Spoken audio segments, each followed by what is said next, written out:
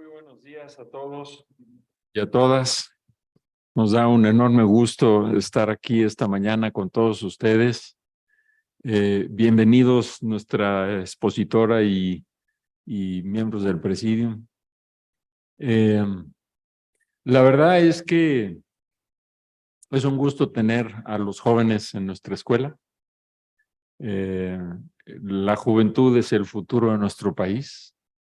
Y qué mejor en este foro en donde se une la Comisión de Jóvenes Abogados de la Barra Mexicana Colegio de Abogados con nuestra escuela a través de la Sociedad de Alumnos dirigida por Paulina, que está aquí con nosotros. Y yo solamente quiero hacer breves comentarios de lo que son los colegios de abogados, en este caso la Barra Mexicana Colegio de Abogados, porque quizá no tenemos plena conciencia de la trascendencia de lo que hacen. La organización más importante en México como colegiación, la Barra Mexicana Colegio de Abogados, hay otras con las que se trabaja en forma unida y se conforma el Consejo General de la Abogacía Mexicana con los colegios más relevantes, pero uno de ellos es la Barra Mexicana Colegio de Abogados, que tiene presencia a nivel nacional y desempeña una función importantísima. Una de ellas es vigilar por una seguridad jurídica en nuestro país. Y si ustedes ven cómo continuamente hace actividades y desplegados y hace una lucha como gremio organizado de la abogacía, porque se vive en un Estado de Derecho. Eso no es poca cosa y menos hoy en día. Y no solamente se lucha como gremio organizado por un Estado de Derecho, sino que también tiene otra serie de actividades que son fundamentales. Por ejemplo, la asesoría jurídica gratuita a través de la Fundación, que también es un tema relevante hoy en día. Y por otra parte, tiene un código de ética y una junta de honor que vigila el ejercicio ético de la profesión, y si alguien no respeta esos principios éticos puede quedar sujeto a un procedimiento que es muy importante, y eso lo hace la Barra Mexicana Colegio de Abogados de acuerdo con la ley reglamentaria del Quinto Constitucional en materia de profesiones. El gobierno delega en los colegios, y qué mejor que en la Barra Mexicana, el control ético de la profesión. El Código de Ética de la Barra es un referente en todo el país para la conducta de los abogados. Y no solamente eso, sino también lleva a cabo esta labor de preparación continua. Tiene una serie de comisiones de estudio y ejercicio profesional en donde, como profesionistas en ejercicio, se concurre a estas sesiones mensuales que llevan a cabo todas las comisiones, entre ellas la Comisión de Jóvenes Abogados, en donde se tratan los temas de vanguardia, y entonces eso ayuda para una preparación continua de los abogados que estamos en el ejercicio profesional, que a lo mejor no tenemos la forma de tomar un posgrado en nuestra escuela o en la universidad, y entonces de esta manera se tiene una preparación continua. Y no solamente eso, sino también tienen lo que es la defensa de la defensa. ¿Cuántos de nosotros en el ejercicio profesional no hemos sido perseguidos? Y el gremio sale inmediatamente en tu defensa, y eso es lo que se llama la defensa de la defensa. Son solo pinceladas para que conozcan ustedes desde ahora la importancia y la trascendencia de lo que lleva a cabo uno de los colegios más importantes de México, que es la Barra Mexicana Colegio de Abogados. Pueden ustedes, como aspirantes a barristas, ingresar al colegio, y cuando terminan su licenciatura y reciben su título, entonces pueden ingresar ya como parte formal, no como jóvenes abogados, sino ya como abogados a la Barra Mexicana Colegio de Abogados. y van a ver que pertenecer a este colegio es trascendente en nuestra vida jurídica y en nuestro ejercicio profesional. Pero no estamos aquí para que yo hable y para que sepan ustedes qué es la Barra Mexicana Colegio de Abogados. Es solamente una pincelada y el por qué nos llena de satisfacción que una de sus comisiones de jóvenes abogados esté aquí con nosotros para llevar a cabo este gran evento. Así que bienvenidas todas, todos a esta escuela.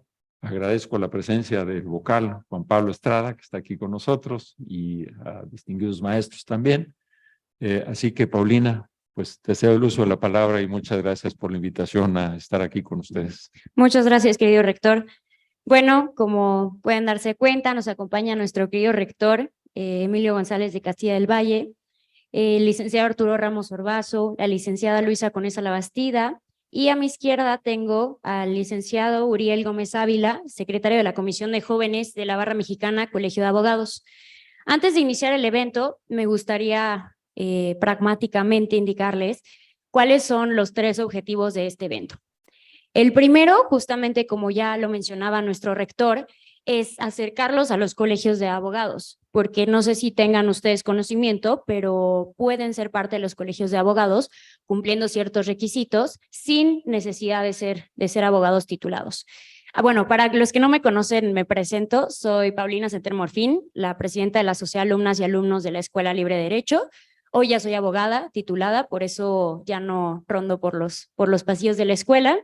El segundo objetivo de la presente plática, teniendo expertos en materia constitucional y en materia electoral, es platicar acerca de la reforma de derechos humanos del 2011, el futuro de la justicia constitucional y en qué situación nos encontramos hoy en día como país.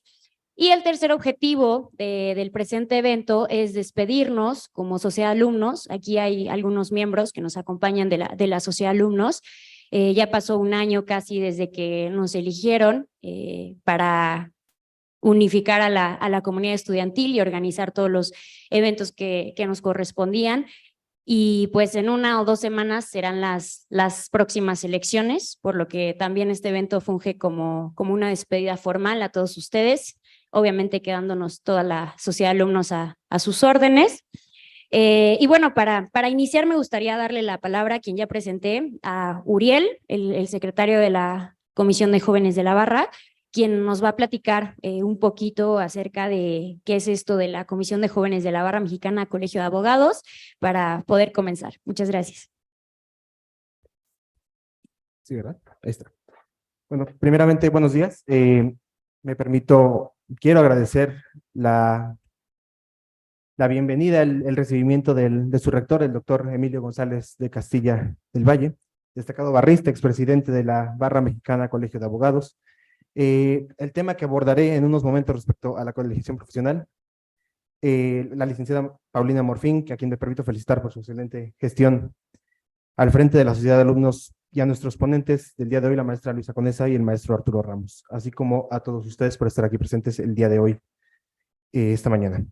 Primeramente, yo vengo parte de la Comisión de Jóvenes de la Barra Mexicana Colegio de Abogados. Primeramente, la Barra Mexicana Colegio de Abogados es un colegio profesional, el más importante y el más grande, al menos en el país.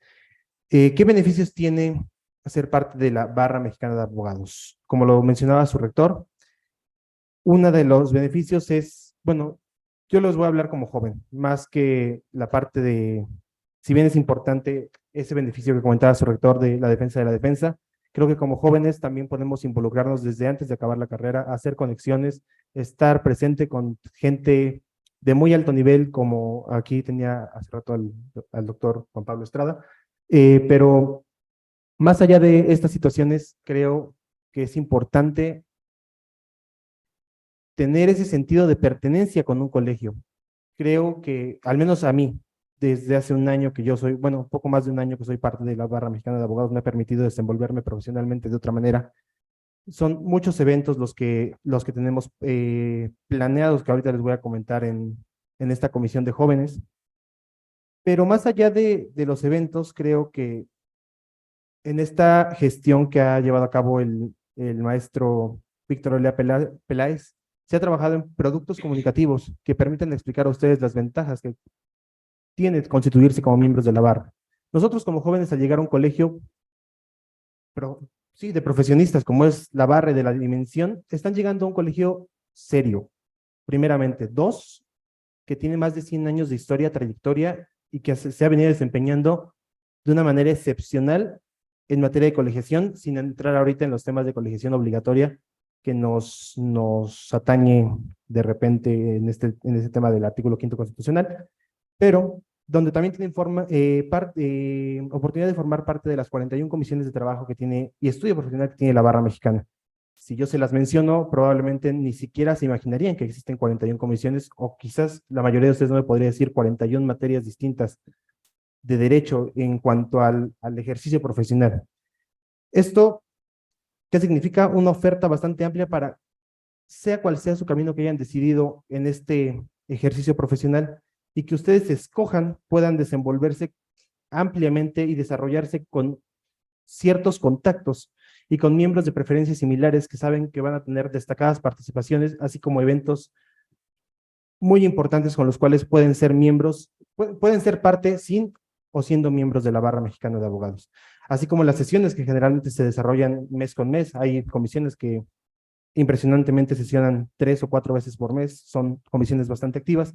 Estas comisiones no solo les van a permitir comenzar a relacionarse con grandes abogados y, no sé, quizás en algún momento poder trabajar con ellos, yo sí fui de ese caso, sino también poder desenvolverse en un ámbito profesional más pegado al académico, seguir en lo académico.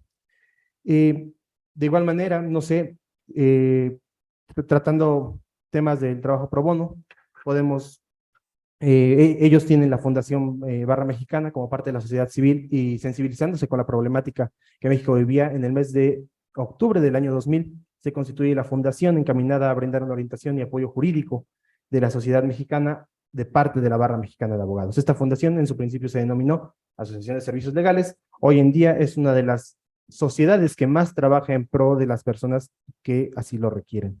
Si me lo permiten, obviamente brindarles la invitación a que sean parte de este gran colegio. ¿Qué se requiere? No son muchos los requisitos.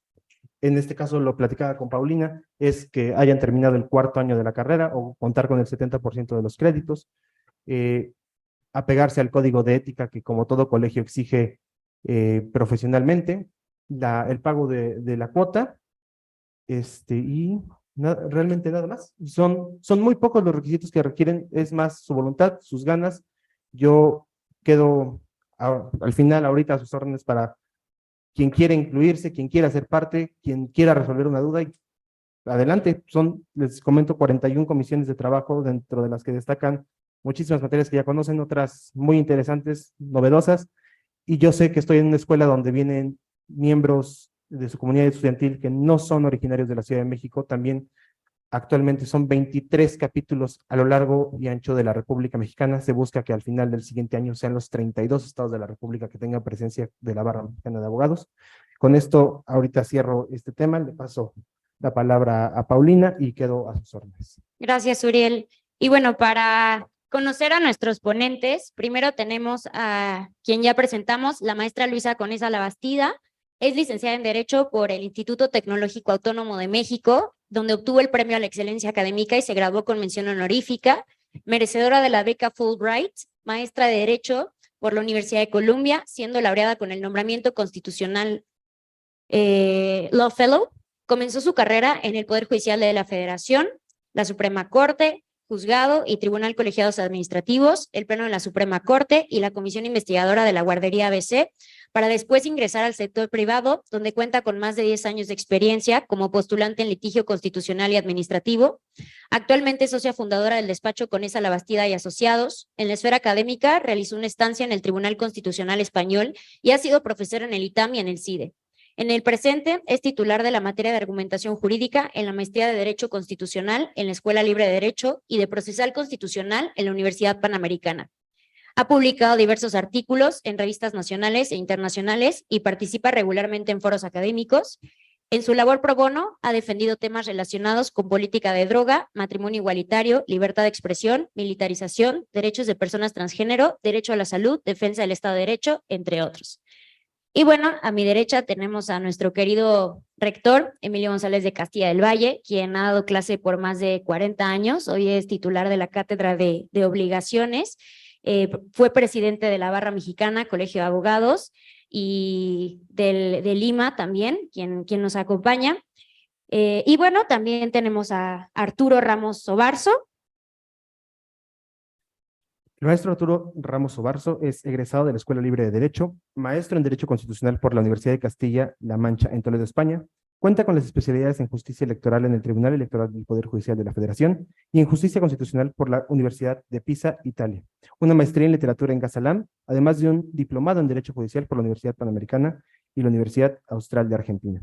En el ámbito profesional ha ocupado diversos cargos en el Tribunal Electoral del Poder Judicial de la Federación, la Fiscalía Especializada para la Atención de los Delitos Electorales y la Secretaría de Gobernación. Dentro de esas ocupaciones destaca haber sido director de jurisprudencia, secretario de estudio y cuenta regional, asesor, profesor, investigador y secretario de estudio y cuenta de la Sala Superior del Tribunal Electoral del Poder Judicial de la Federación. Actualmente es profesor titular de Derecho Electoral de la Escuela Libre de Derecho y director del Centro de Investigación e Informática Jurídica de dicha institución. Muy bien, habiendo conocido a los ponentes, vamos a dar inicio a nuestra charla del futuro de la justicia constitucional. La primera pregunta va dirigida a ambos ponentes.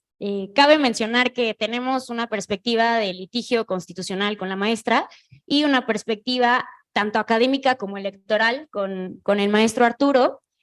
Yéndonos a los antecedentes de la charla que vamos a tener el día de hoy, me gustaría saber cuál es su perspectiva sobre la reforma de derechos humanos del 2011 y los pronunciamientos judiciales que vinieron a perfeccionarla, entendiendo por estos pronunciamientos el Varios 912, que reinterpreta el 133 constitucional, la contradicción de tesis 293, que establece la jerarquía de los tratados internacionales de derechos humanos, y la obligatoriedad de los pronunciamientos de la Corte Interamericana de Derechos Humanos. Me encantaría que nos pudieran decir desde su perspectiva electoral y la perspectiva constitucional qué opinión les amerita.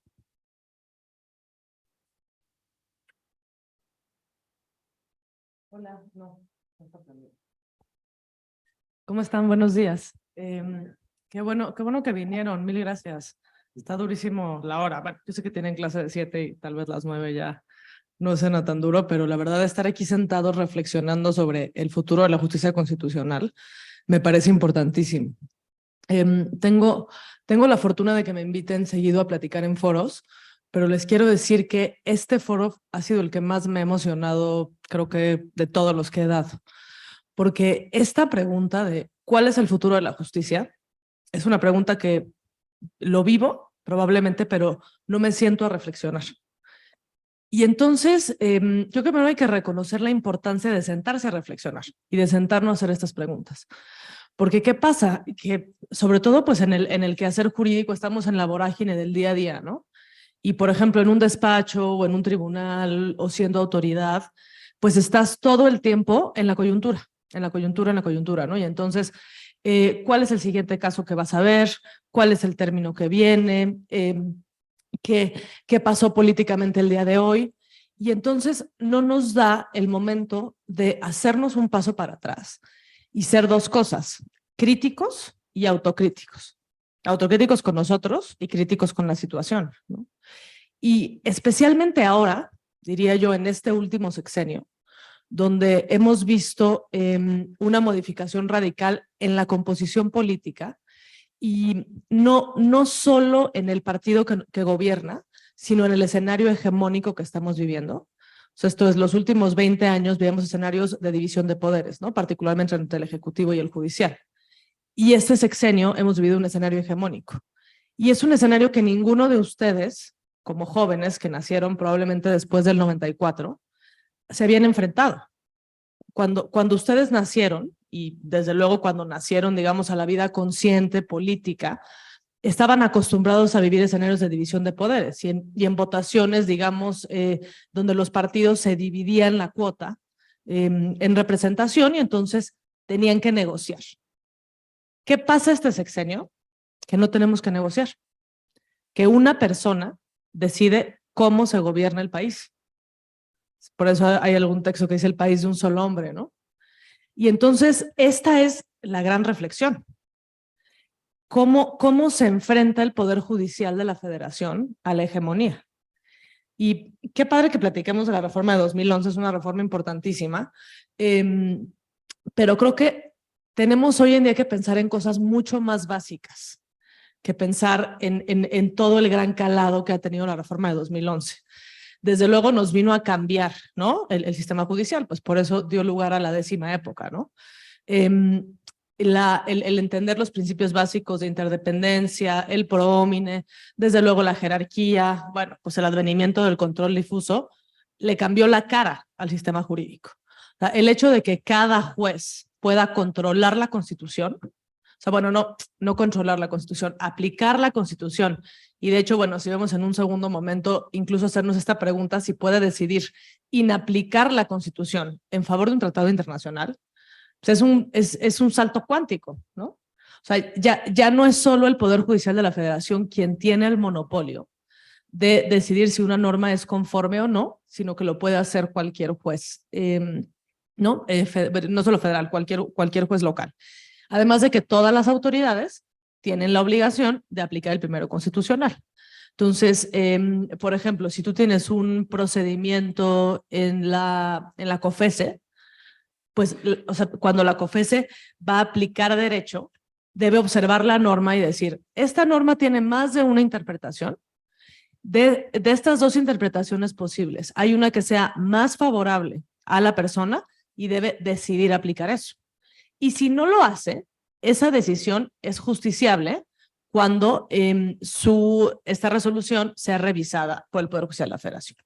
Entonces, en el 2011 le damos un contenido mucho más sustantivo, o sea, le subimos el volumen al contenido de derechos y desde luego al poder de los jueces.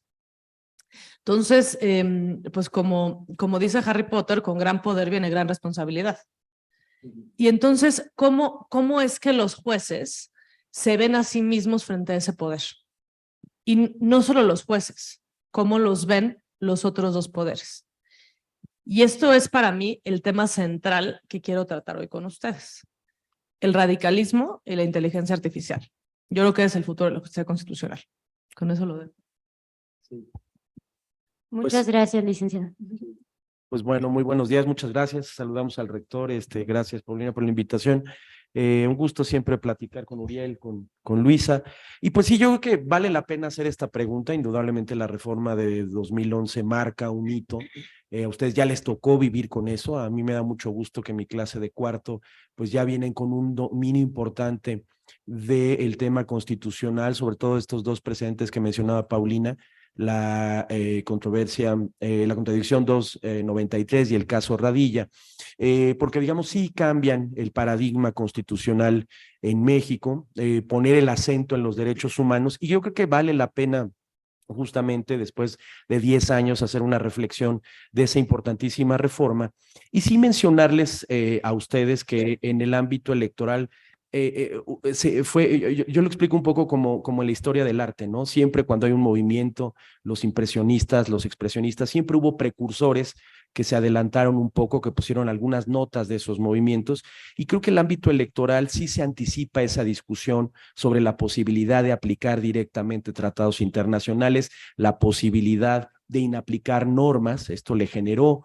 una contradicción, la famosa 2 del 2000 con la Suprema Corte, y ahí se empezó por ahí de 8 o 10 años antes de la reforma de 2011 a discutir estos temas de la protección directa de los derechos humanos. Me parece que la pregunta es muy pertinente porque justamente ya pasaron algunos ayeres, y creo que la reflexión inicial que podemos hacer es que pues estas dos importantes sentencias que tenían desde mi punto de vista una aspiración de poder resolver el tema de la jerarquía normativa entre tratados internacionales y la Constitución, me da la impresión que al final del día nos dejan un poco de desencanto y no terminan por resolver ese tema, que de vez en vez nos enfrentamos a temas muy recientes que ya resueltos ahora por la Corte Interamericana, por el tema de la prisión preventiva oficiosa y el tema del arraigo, Y de esta manera, la aspiración que esas dos decisiones,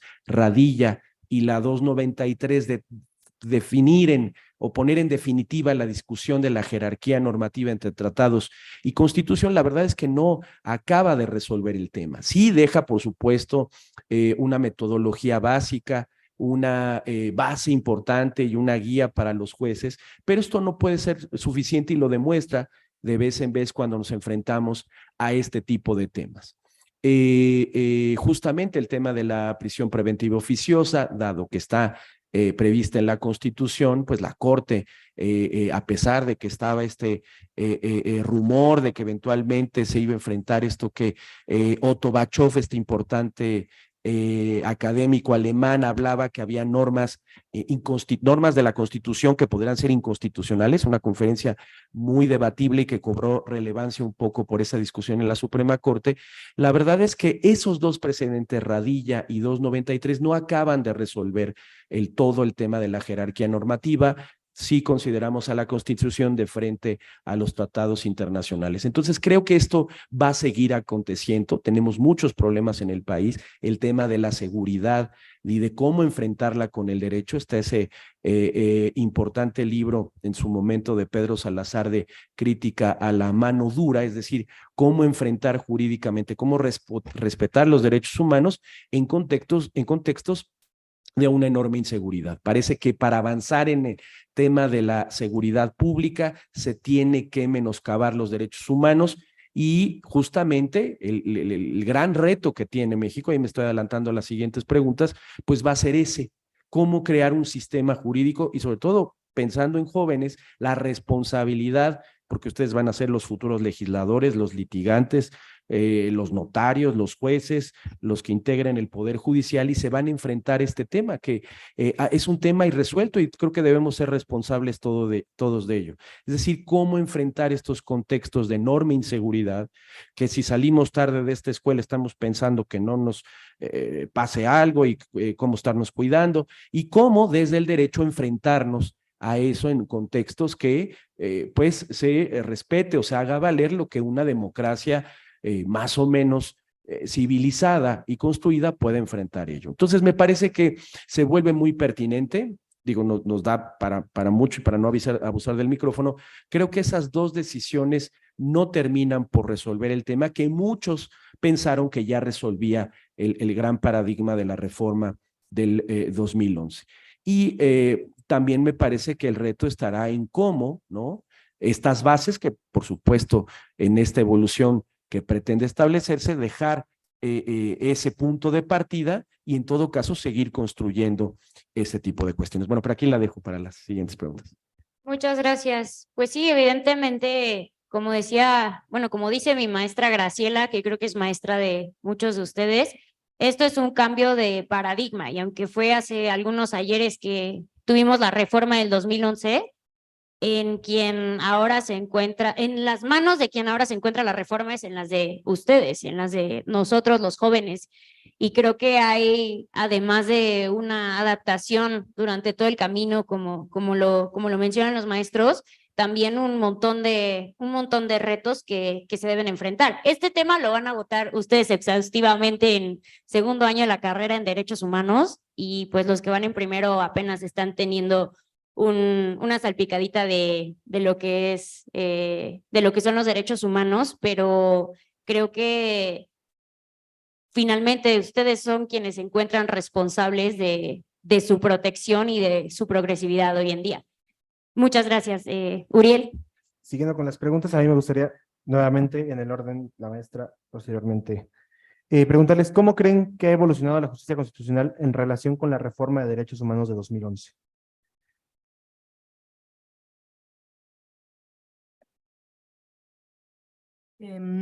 Pues creo que justo lo que dije en la participación anterior habla mucho de eso, ¿no? O sea, pensar en un nuevo paradigma en el cual todos los jueces pueden controlar, o sea, las normas inferiores a la Constitución y a los tratados, y cómo esto recientemente se ha exacerbado en la pregunta sobre prisión preventiva oficiosa. Y justo pues esta pregunta encarniza el debate sobre la legitimidad de los jueces. Entonces, es probable que esta creciente como conjunto de normas, y yo diría pues desde 94, ¿no? O sea, desde 94 viene el gran cambio, o sea, que es donde nace la novena época, donde viene la reforma judicial, y se les da a la Corte la facultad de llevar a cabo acciones y controversias, ¿no? De resolver acciones y controversias. Entonces, deja de ser solo un árbitro entre el poder y los particulares, que sería en el juicio de amparo, y se vuelve un árbitro entre poderes, que es lo que pasa en acción y controversia, ¿no? Entonces, este cúmulo de facultades van creciendo. Y lo que les decía hace un rato, en momentos que no son políticamente cargados, la resolución de una acción o de una controversia, si bien desde luego es un tema complejo y dependiendo de la materia será más o menos complejo, se resuelve o se resolvía en un contexto donde no estabas frente a una crisis de legitimidad. El problema de ahorita es que tenemos estas competencias tan potentes, particularmente les digo acciones y controversias, pero también amparos, pero yo pensaría que creo que acciones ha sido el tema más cargado en este sexenio, ¿no? Y lo digo no solo como observador, sino como participante.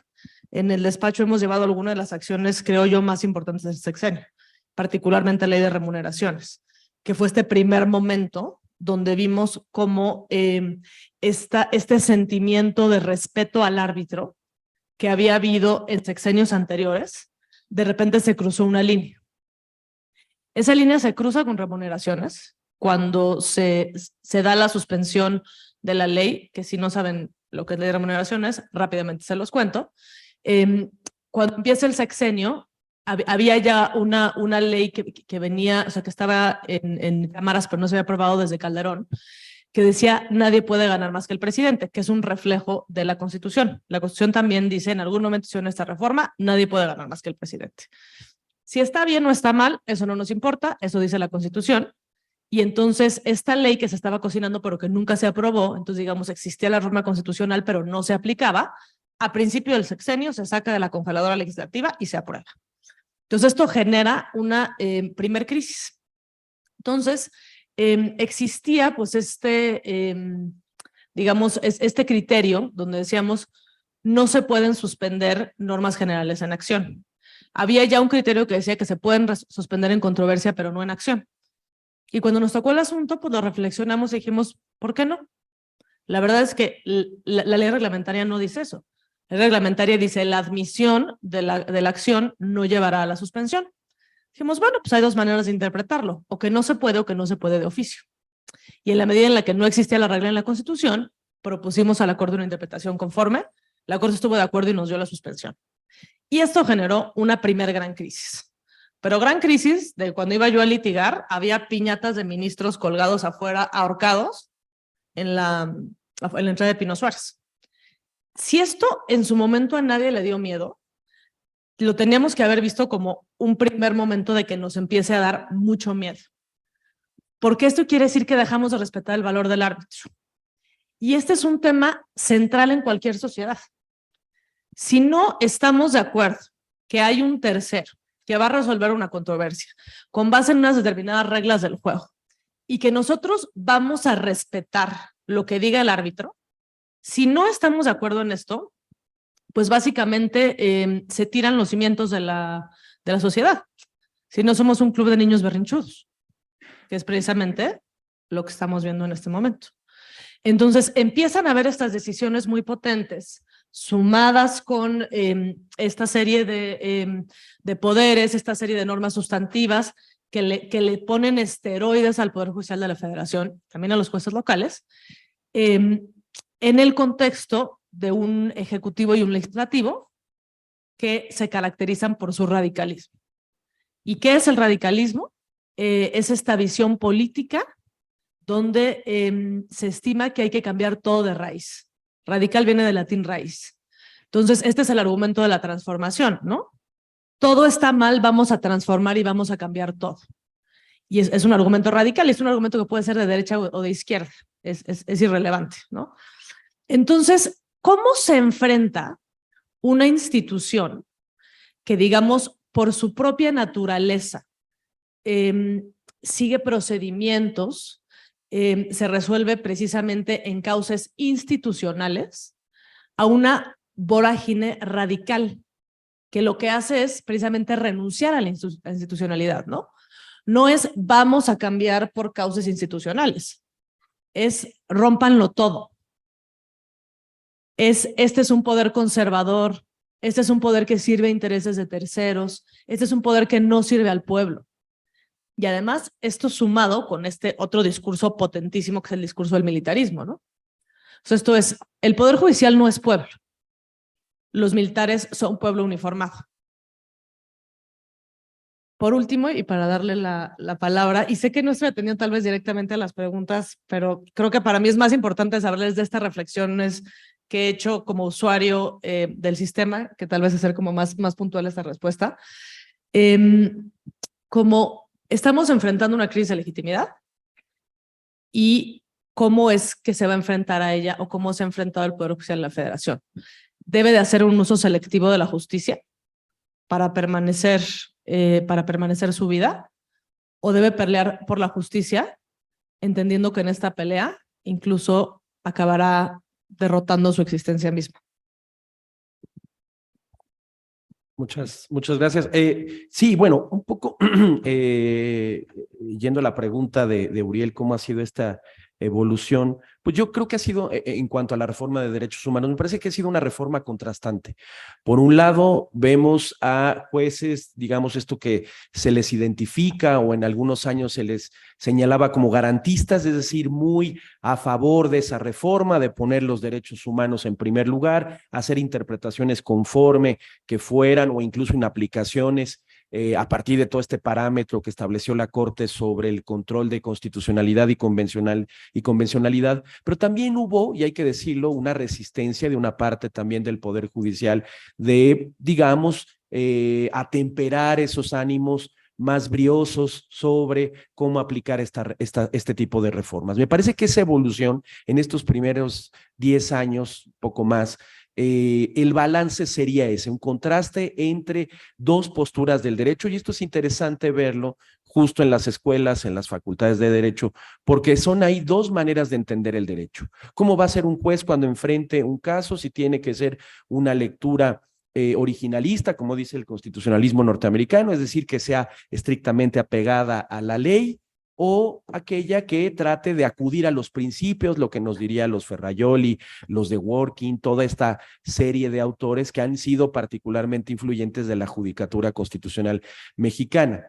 Me parece que la evolución en esos 10 años ha sido marcada por eso, pues un cierto contraste, por no decir lucha, por, digamos, cómo acabar de recibir una reforma de ese tamaño, de ese calado, que en buena medida modificó la cara del sistema constitucional mexicano, pues indudablemente no iba a asimilarse de la noche a la mañana. Y creo que seguimos todavía acabar de construir en temas muy específicos, como puede ser el arraigo, la prisión preventiva oficiosa, la justificada, y son los grandes temas del país, porque en un contexto, porque esto luego se nos olvida, no es lo mismo tratar estos temas de la justicia constitucional en Dinamarca que en México, que con los problemas del narcotráfico, de una autoridad que a veces se muestra eficaz y que necesita de esas herramientas para tratar de conseguir legitimidad y eficacia.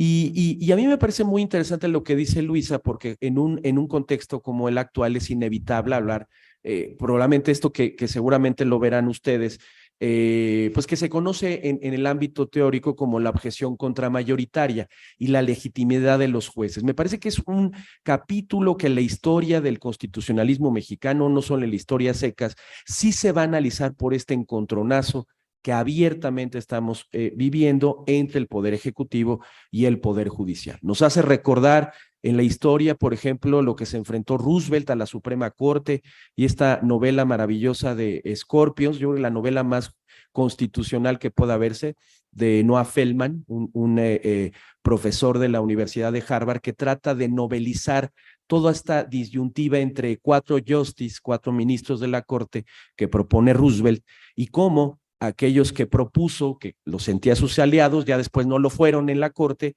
y otros que se veían como más garantistas, más liberales, muy cercanos a la idea de Roosevelt, pues se volvieron un poco lo contrario. Entonces, me parece que yo encuentro un cierto paralelismo, y los ha existido todos los países con una democracia más o menos decente, se han encontrado con esto, un poder particularmente fuerte, como es el presidente Andrés Manuel López Obrador, con una popularidad que es innegable, pero que las formas, las maneras, pues sí encuentran evidentemente un obstáculo. Él lo verá como una lectura del conservadurismo, pues que es el derecho, las fronteras que marca la Constitución. Entonces es muy interesante que ustedes tengan la asimilación de este tipo de cosas, que hay otros episodios en la historia constitucional de los países que nos hacen recordar estos encontronazos, y que en todo caso encontrar esa fórmula, digamos, adecuada de cómo encontrar las maneras de cómo procesar esto. Ustedes sabrán que ayer muy tarde, seguramente el diputado Torreblanca ha de estar desveladísimo, se aprobó la eliminación de 13 de los 14 fideicomisos que tiene el Poder Judicial, lo cual deja, digamos, en predicamento muchas de las prestaciones de la actividad, y habrá que analizarlo. Creo que también debería de revisarse pues estos fideicomisos que no tenían tenían problemas de sustentabilidad, y también habrá que señalarlo, pero también las maneras y las formas en cómo a veces se ha procesado este tipo de reformas sin ese diálogo que debería ser necesario.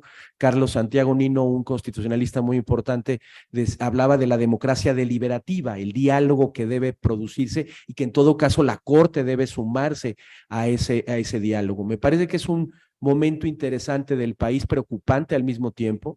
Y creo que debemos de estar muy atentos, y a ustedes no les debe de resultar nada ajeno. Esto no nada más es una plática de café, sino ustedes deben de involucrarse, se van a dedicar muy probablemente varios de ustedes a estos temas, y es muy importante que desde ahora se empiecen a involucrar en ello. Bueno, hasta aquí la dejaría esta pregunta. Gracias, maestro. Y bueno, aprovechando los comentarios que hacía la maestra Conesa respecto a las diferencias, me gustaría de las diferencias existentes en cuanto a las acciones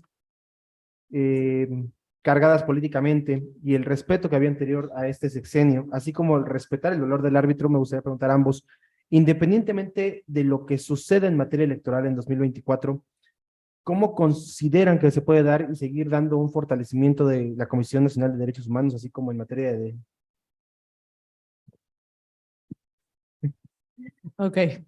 A ver, uno de los grandes problemas de diseño que tenemos es precisamente cómo elegimos a los órganos. Y esto, digamos, nuevamente no se había notado tanto porque había un componente de prudencia en la elección de los titulares de los órganos. Entonces, como no sé si ya estudiaron esta parte en Derecho Constitucional, no sé si ya estudiaron el Federalista, Montesquieu, pero la idea cuando se diseña un sistema, y esto es lo más importante, o sea, lo más relevante es diseño. Si diseñas mal, pues la cosa probablemente va a ir en picada. Si diseñas bien, o sea, se van a aguantar los embates y vas a tener que estar haciendo corrección, fine tuning. El papá de Montesquieu era un relojero, y por eso se habla de este sistema de pesos y contrapesos. Está pensando en un reloj y cómo se mueve, ¿no? Y entonces lo que dice, a ver, los seres humanos no son ángeles. Digo, yo creo que estamos todo el mundo de acuerdo en esto, ¿no? Ya llevamos suficiente tiempo en la Tierra para darnos cuenta que no somos ángeles, que el hombre es el lobo del hombre. Desde luego hay un componente de la bondad y de la virtud y todo esto, pero no podemos diseñar pensando que todos somos virtuosos. Tenemos que diseñar pensando que somos demonios. Y entonces lo que tienes que hacer es contrarrestar la ambición con la ambición. Entonces, estos mecanismos deben de reconocer la ambición. Entonces, ¿qué pasa?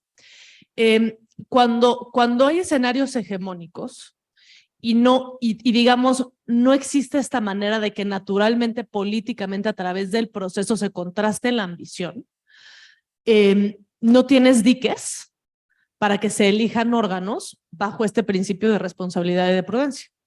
Entonces, creo que el ejemplo de la CNDH es un gran ejemplo. ¿Alguien se acuerda de la CNDH? ¿Qué ha hecho este sexenio? ¿Qué ha hecho con Ayotzinapa? ¿Qué ha hecho con los desaparecidos? ¿Qué ha hecho con la violencia? ¿Y por qué? Pues por la titular. Porque no hubo un mecanismo adecuado de decir, oye, a ver, vamos a negociar la votación. O sea, como se eligió en un mecanismo hegemónico. Entonces eligió una persona que tiene cero interés en que sea un órgano que sirva como para contrarrestar el poder. Si ustedes, por ejemplo, contrasten todas las acciones de inconstitucionalidad que presentó la CNDH en su configuración anterior. O sea, en esta, inclusive, me han llegado varias personas a consultarme si se podía desistir de las acciones. Gracias a Dios, hay un mecanismo que sí sirve para estas cosas en la Ley de Acciones y Controversias, que es que una vez que presentas una acción en contra de norma general, no te puedes desistir. Solo eso ha logrado que acciones que tenía la CNDH no se hayan desistido y que la Corte las pueda atender. Entonces, necesitas mejores mecanismos de elección de órganos. Esto es clarísimo para la CNDH, pero adivinen cuál es la más importante que tenemos que reformar. La Corte. La manera hoy en día de elegir a los ministros es absolutamente irracional y donde lo único que beneficia es al Poder Ejecutivo. O sea, recuerden que tenemos un sistema en ocasiones profundamente presidencialista y en ocasiones democrático y en ocasiones con división de poderes. Todo nuestro argumento en ley de remuneraciones era ese. Es que esta regla, si la interpretas como se interpreta en la ley, o sea, que nadie puede ganar más que el presidente, punto, se acabó. La pregunta era, bueno, pues ¿cuánto gana el presidente? Porque si es una decisión política, como es, pues entonces es un mecanismo de control. Si el presidente mañana quiere decir, gano un peso, porque pues como ustedes saben cómo me mantiene el gobierno, o sea, no gasto ni en mis chicles, pues puedo decidir ganar un peso. Todos los demás ganan un peso porque yo quiero. Oye, que no me gustó lo que dijo la Corte, oye, que no me gustó lo que votó el Senado, vamos a ganar un peso. Entonces, tienes que tener mecanismos que salvaguarden esto. ¿Qué pasa cuando eliges ministros? Tienes 2 ternas, ¿no? O sea, que eso de entrada pues es una estupidez. En vez de Estados Unidos, que tampoco creo que sea lo mejor, pero por lo menos ahí va una sola persona y el presidente se juega su capital político en 1, aquí tienes 3. Pues uno bueno, uno más o menos, una dama de compañía, ahí le vas midiendo, ¿no? Y entonces, si no se logra el consenso, dice la Constitución, habrá una terna nueva. Pues, ¿qué se entiende por nueva? Podemos debatir, esta es materia de mis clases de interpretación, espero que logren graduarse a esta escuela y lleguen a la maestría, por ahí los vemos. Y entonces ahí nos preguntamos qué es nuevo, ¿no? Nuevo se entiende que todos sean nuevos o que uno solo sea nuevo. ¿Ustedes cuál creen que fue la respuesta políticamente más adecuada? Pues con que uno sea nuevo, ¿no? Entonces, nuevamente, no te juegas tu capital político. Los podemos catafixiar. Esta interpretación se dio cuando fue la elección de la ministra Margarita Luna Ramos. Ella no pasó la primera terna y llegó como terna nueva a la segunda. Entonces, nuevamente, con que pongas a otro impresentable, no importa, ya es una terna nueva, ¿no? ¿Y qué pasa si no te pones de acuerdo la segunda vez? ¿Qué dice la Constitución?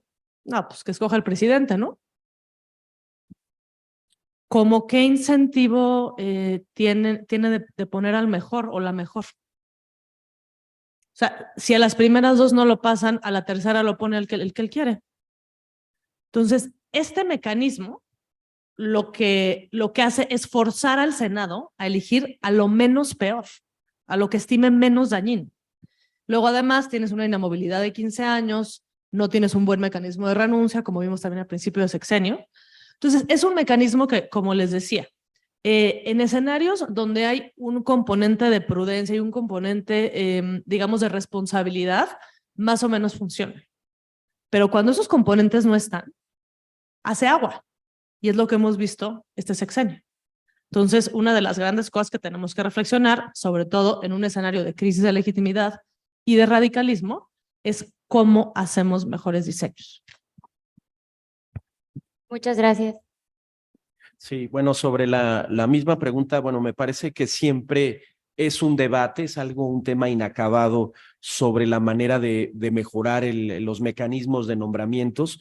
Indudablemente la Comisión de Derechos Humanos pues ha sido muy señalada justamente por su cercanía al poder y pues la labor que tal vez podría haberse encontrado en otros años, que también era criticable de igual forma, no la vemos con ese ímpetu justamente por estos mecanismos de nombramiento. Y también decir que no hay mecanismos químicamente puros que funcionen. Por ejemplo, otros países incluyen a las barras de abogados y a las escuelas de derecho para proponer a ministros de la Corte, por ejemplo. Imagínense, seguramente en nuestra escuela estaría el rector votando por quién, proponiendo quién pudiera eventualmente integrar una terna o un nombramiento, si seguimos otros modelos, como en Perú, por ejemplo, y es igualmente criticado, es igualmente señalado, y no hay mecanismos que garanticen en absoluto.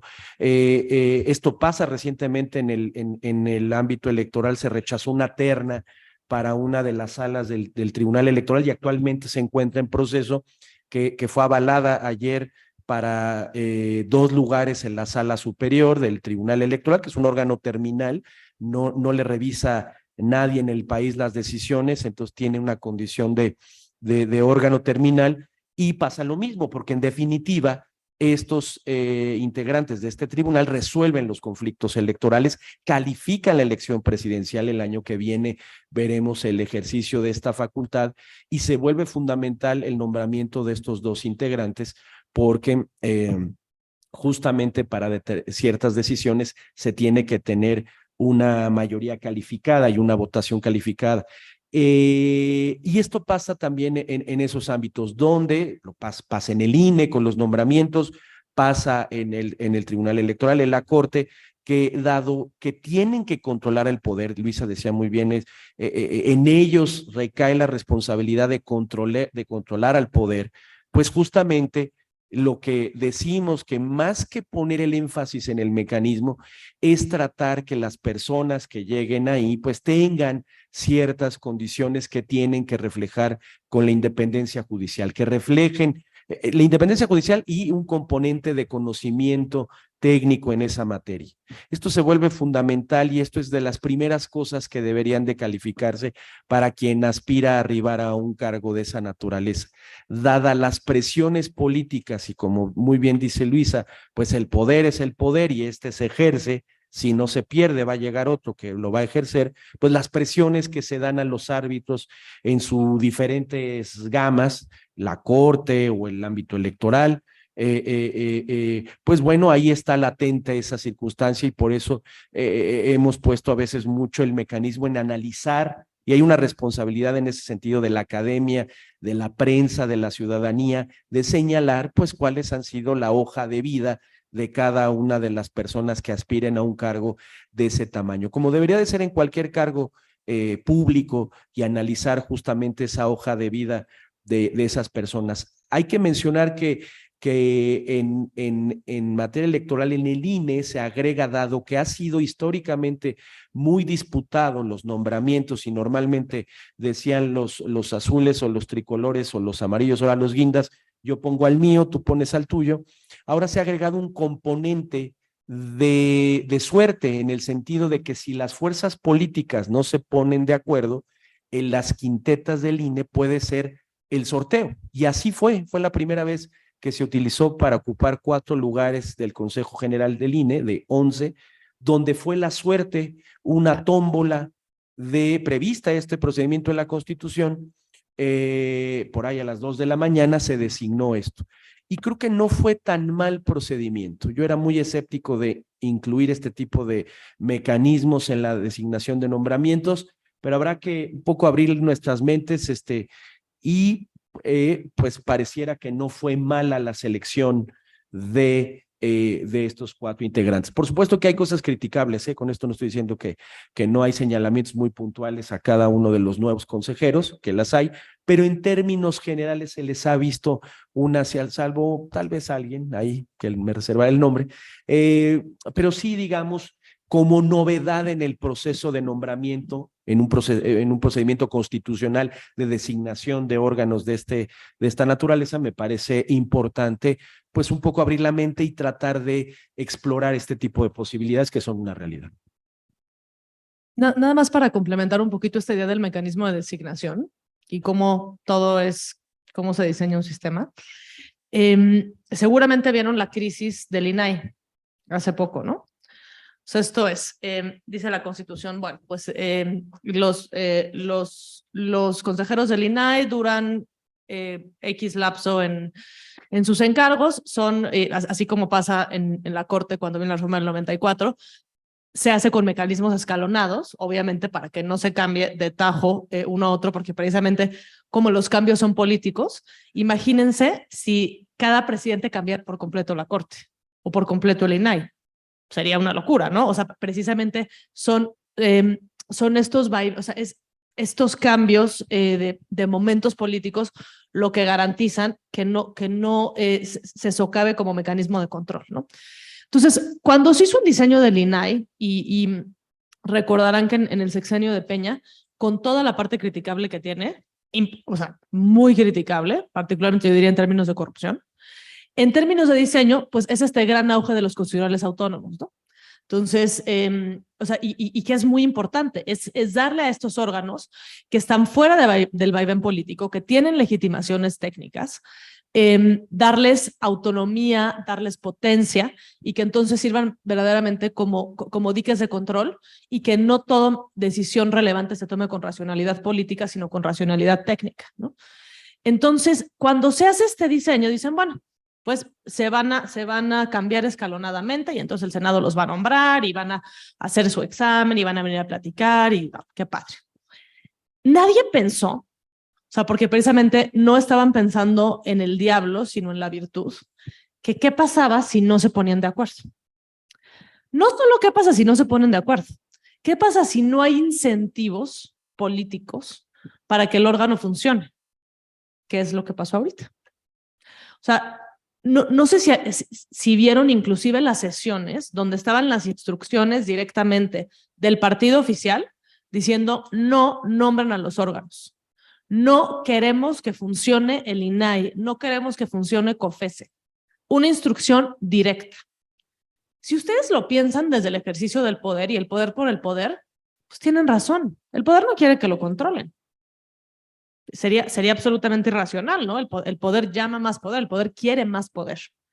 Y entonces, como en el mecanismo de diseño, pues los consejeros duraban, no sé, terminan su cargo, les voy a decir, pues el 5 de enero del 2022, y no había ningún mecanismo que dijera qué pasa si no se han nombrado los nuevos consejeros o los nuevos ministros, lo que sea. El órgano se queda vacío. Y por las reglas de cómo funciona, no puede sesionar, por ejemplo. ¿Ustedes creen que el poder quiere que lo revisen? ¿Que el poder quiere transparencia? ¿Que el poder quiere llegar a decir, oye, mira, aquí están mis cuentas? ¿Estos son los muertos? Pues por supuesto que no. Los incentivos están para que decida, porque esa es la lógica racional del poder, que no hay un órgano que lo revise. Entonces, imagínense si cuando se hace este diseño hubiéramos pensado con esta malicia, decimos, vamos a ponerle un candado que diga, hasta que no se nombren los nuevos consejeros, no dejarán su puesto los anteriores. No sé si sea el mejor de los mecanismos, pero por lo menos es un mecanismo que asegura que sigan funcionando en la medida en la que no se nombran. Entonces, le quitas este componente a que se tome esta decisión política. Y les digo, absolutamente racional, el poder no quiere que lo controlen. Entonces ahorita acabamos de tener otro asunto súper complejo en la Corte, de primero la COFESE y luego el INAI, diciendo, oye, es que esta omisión en nombrar los convencionados es una afrenta a mi autonomía. O sea, por tu inacción de no nombrar, yo no puedo funcionar. Dice la Corte, ¿sabes qué? Pues sí tienen razón. Y entonces, ¿qué pasa? Nuevamente pones a la Corte en un lugar muy incómodo. ¿Por qué? Porque tiene que tomar esas decisiones, decirle al poder político, oye, pues ponte a chambear, ¿no? Oye, fíjate que esta ley que acabas de aprobar no siguió el proceso legislativo.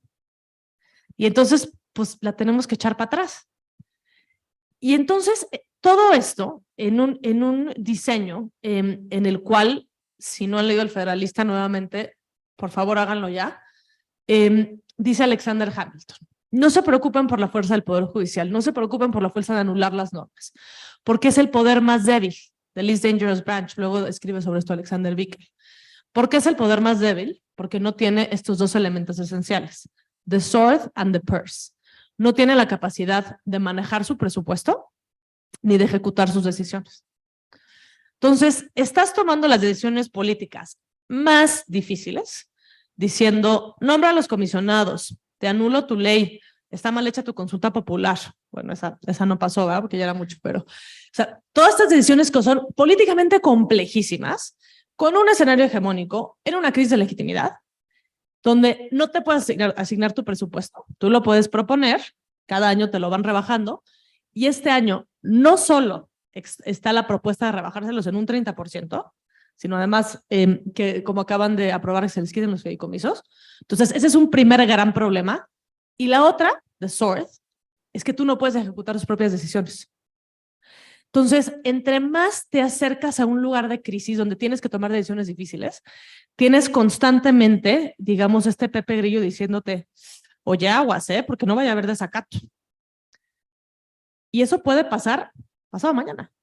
O sea, finalmente todo descansa sobre un sistema de prudencia. No tiene el Poder Judicial, o sea, ¿cómo decir, híjole? O sea, como hay en otras constituciones y como hay precisamente una propuesta que sea el 2% del presupuesto fijo constitucionalmente para el Poder Judicial. No lo pueden bajar. Esa es una gran idea de reforma y sobre la cual tendríamos que empujar y reflexionar, porque entonces sí tienes una salvaguarda. La parte de la ejecución tal vez un poco más compleja, porque es, bueno, ahora vamos a tener el ejército del Poder Judicial. No sé si es esa la mejor opción, pero sin duda la que tenemos ahorita, como funciona, como la estamos viendo en un escenario de crisis, es complejísima.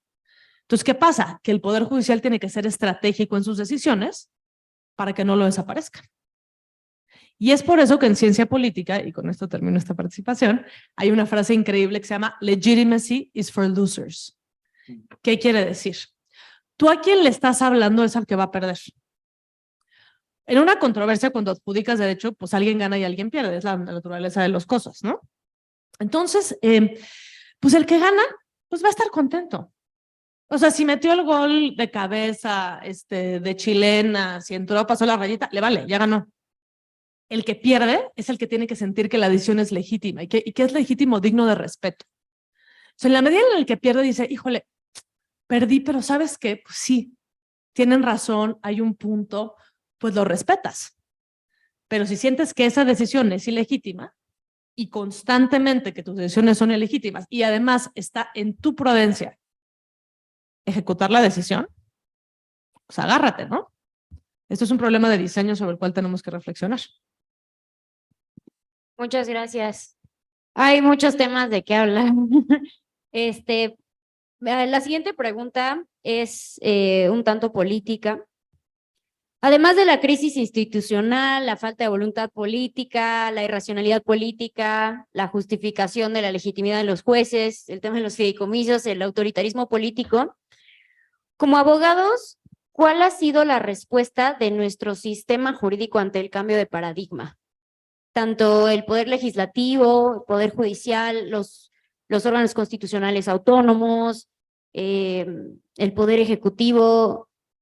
¿Cuál es la respuesta? ¿La respuesta es reticencia? ¿La respuesta es rechazo? ¿La respuesta es el tema de miedo, sobre todo por parte de los jueces? ¿O si hay un futuro brillante en este aspecto para adaptarnos y sobreponernos a las áreas de oportunidad que tenemos enfrente?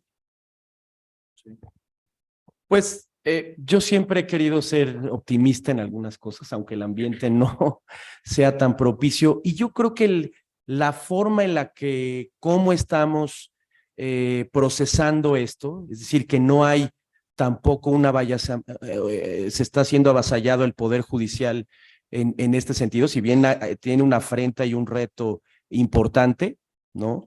Pues hay algunas instituciones que sí han estado funcionando.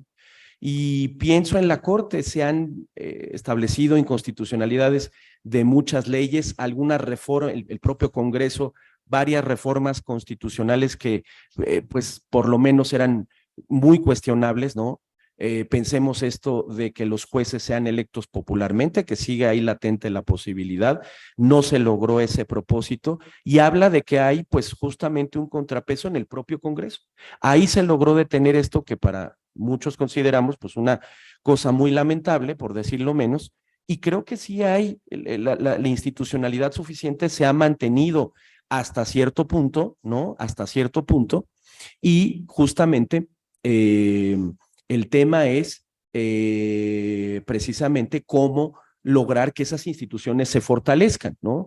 Ha habido algunas decisiones del Tribunal Electoral muy cuestionables, pero otras que han, digamos, tratado de darle equilibrio, o varias de las acciones de inconstitucionalidad, por ejemplo, en materia electoral, que detuvo varias de las reformas que implicaban un menoscabo a la estructura del INE, ¿no? Que lo dejaba de reducir de 5 funcionarios básicos a reducirlo a 1 en las juntas distritales. Entonces, creo que las instituciones también han funcionado. Desde luego que es una presidencia que tiene pues la popularidad y un poder bastante ostensible al respecto, ¿no? Y en ese sentido me parece que pues creo que las instituciones, si bien no marchan como quisiéramos, pues hay algo de funcionalidad ahí y de equilibrio en el poder, ¿no? Gracias.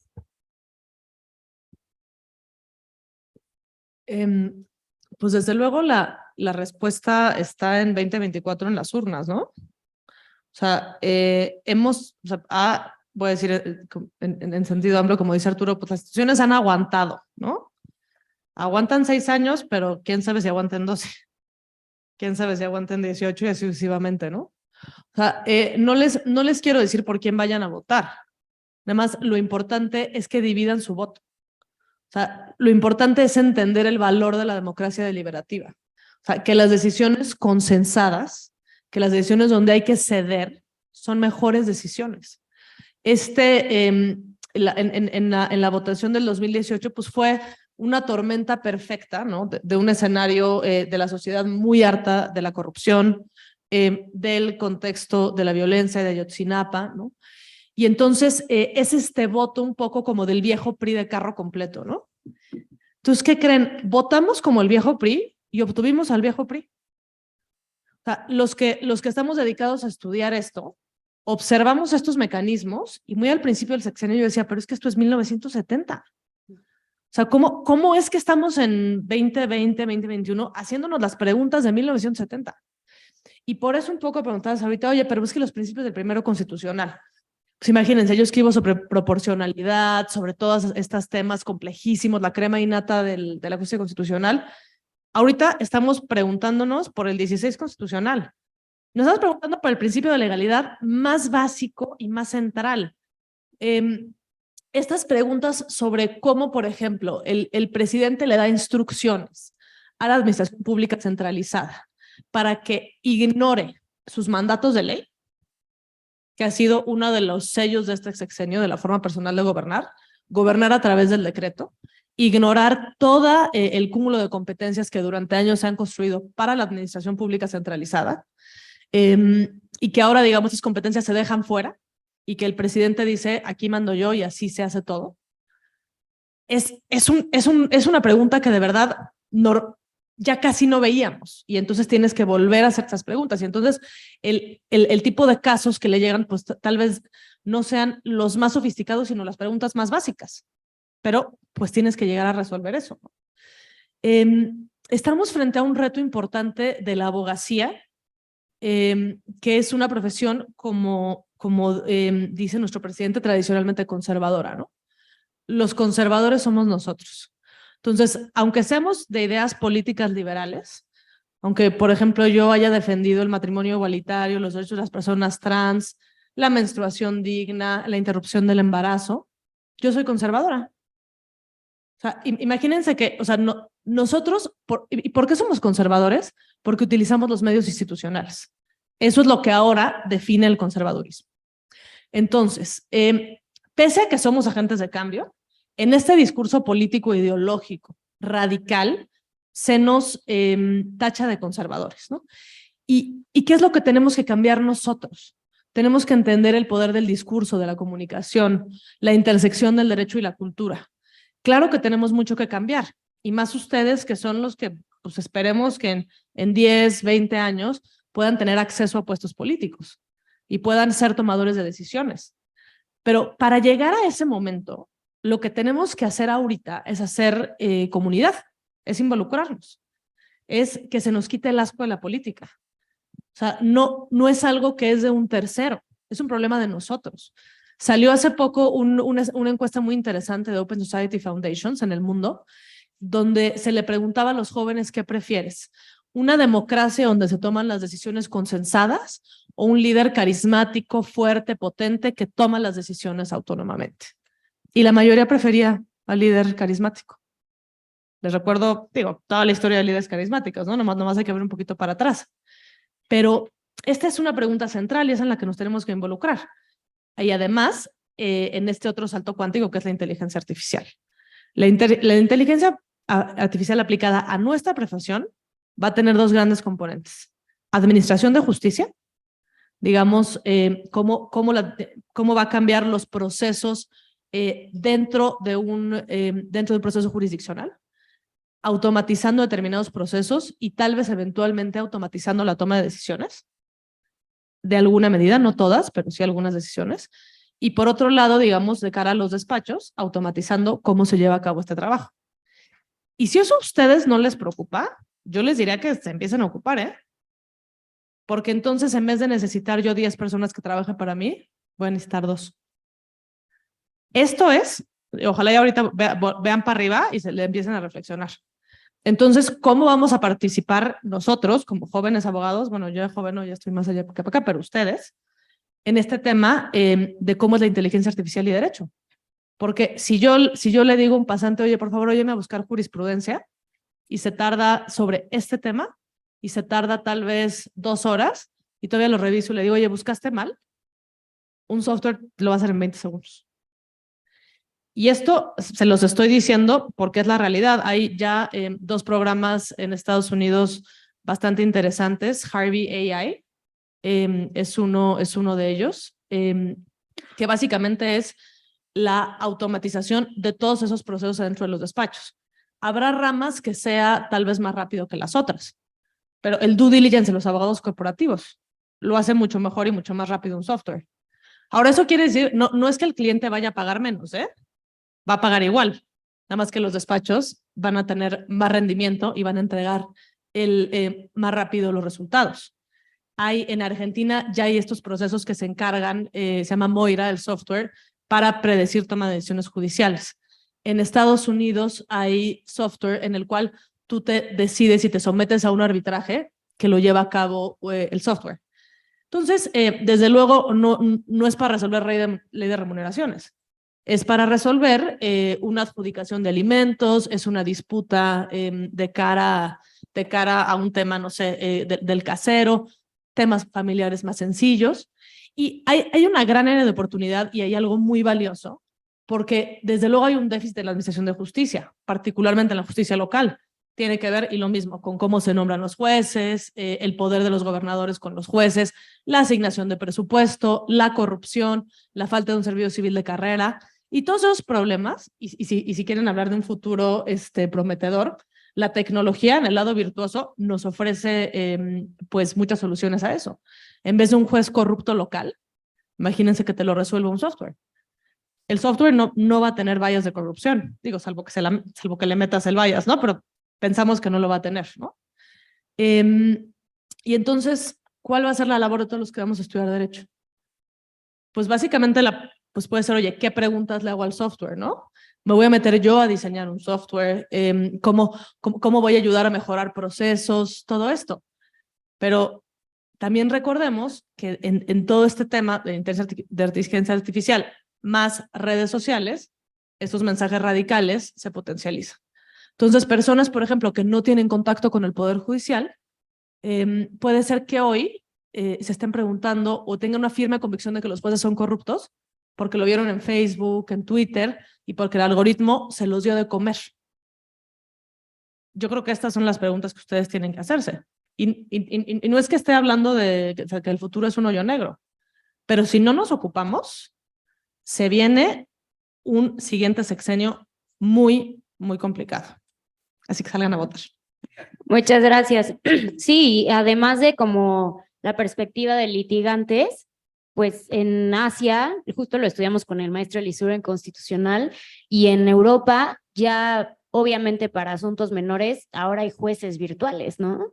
Y como independientemente de que existe la inteligencia artificial para impartir justicia, también a mí lo que siempre me hizo mucho ruido es que siempre se daba oportunidad de recurrir a las decisiones de los jueces de inteligencia artificial ante una persona humana, ¿no?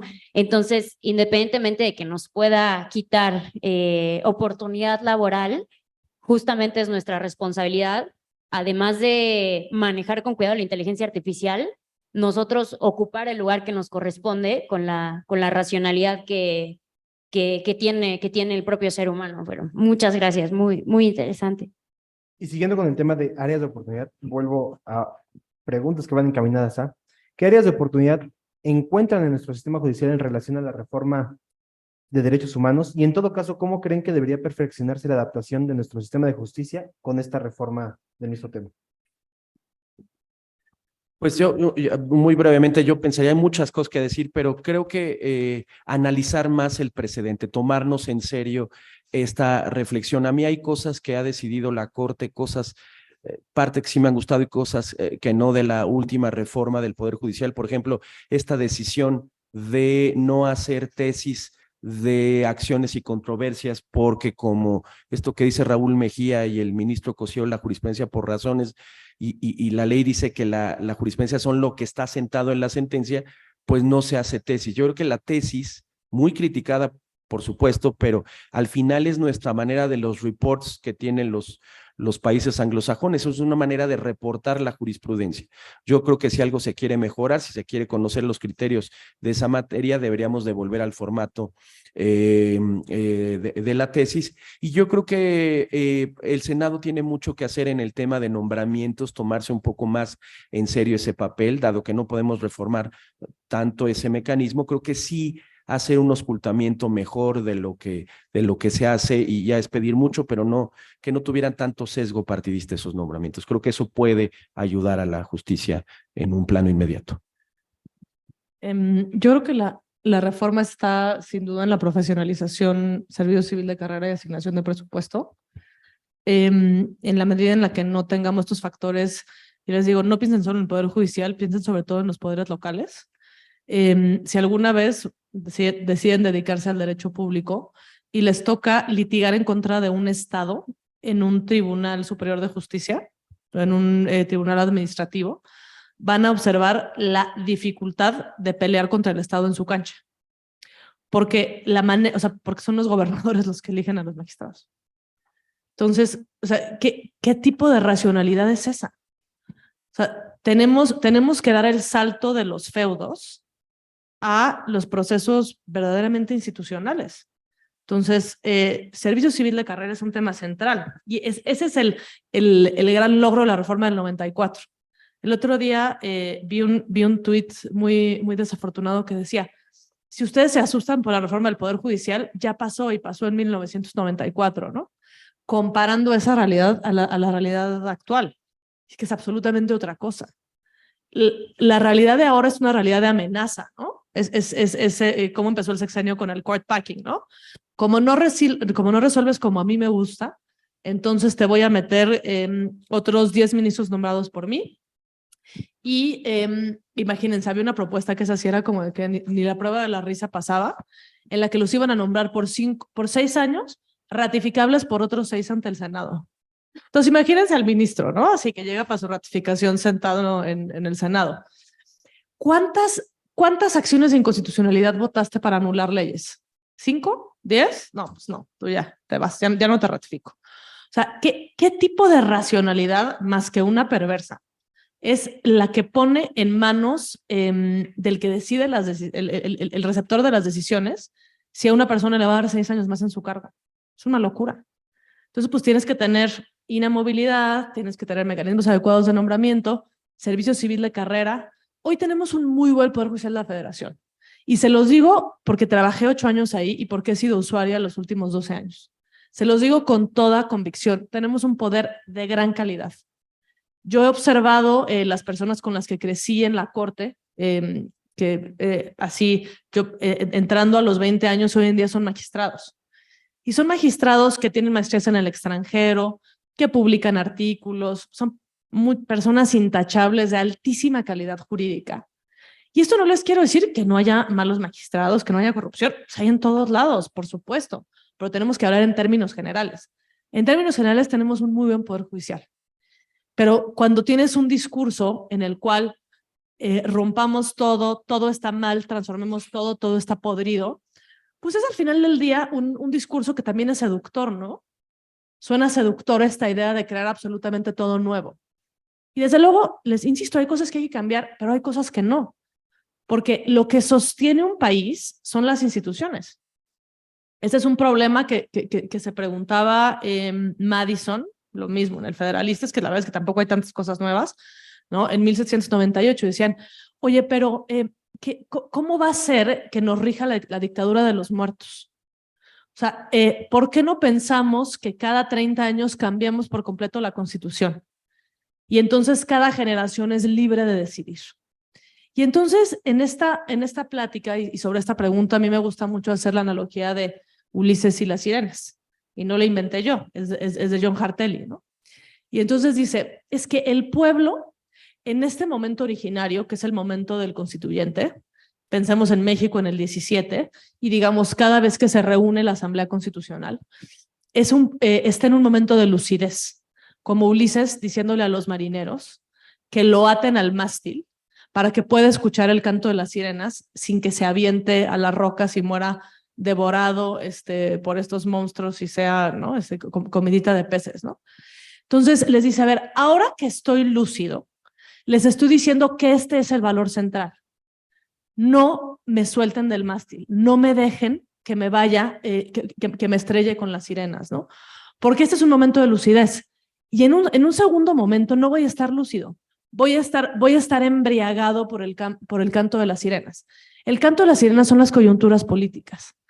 Y entonces, si cada 3 años nos vamos a preguntar por las bases centrales y nos vamos a preguntar si es conveniente o no que haya derechos, si es conveniente o no que exista un árbitro, pues no vamos a avanzar, ¿no? O sea, necesitamos liberar la agenda política decidiendo estos temas centrales que los decidimos en lucidez para que podamos ir avanzando.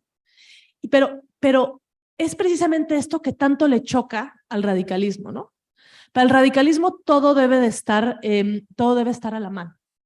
Y entonces el radicalismo es Ulises embriagado con las sirenas y muriendo contra las rocas.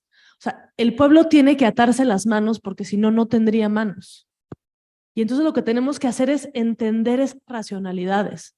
Y somos nosotros los grandes privilegiados que podemos venir a esta escuela y a otras escuelas y que podemos tener tiempo para pensar y preguntarnos cómo diseñamos. Si nos dejamos llevar por el canto de las sirenas, yo creo que el futuro que nos espera no es tan brillante como me gustaría decirles ahora. Muchas gracias. Sí, y bueno, incluso mi maestro de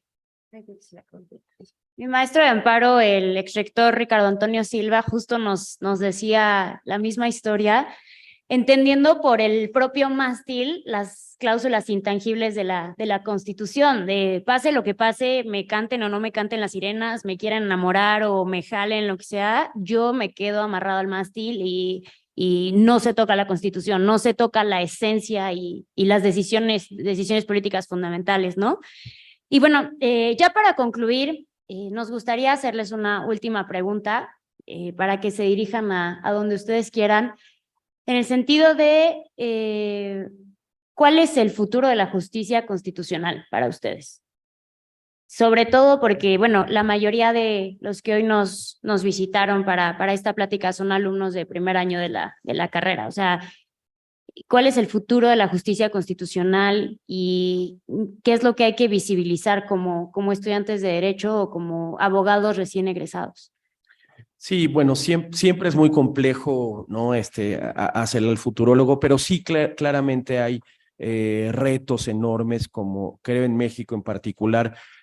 Seguimos en un tema sin resolver, cómo hacer combinar un régimen democrático de tutela de derechos humanos en contextos de enorme inseguridad.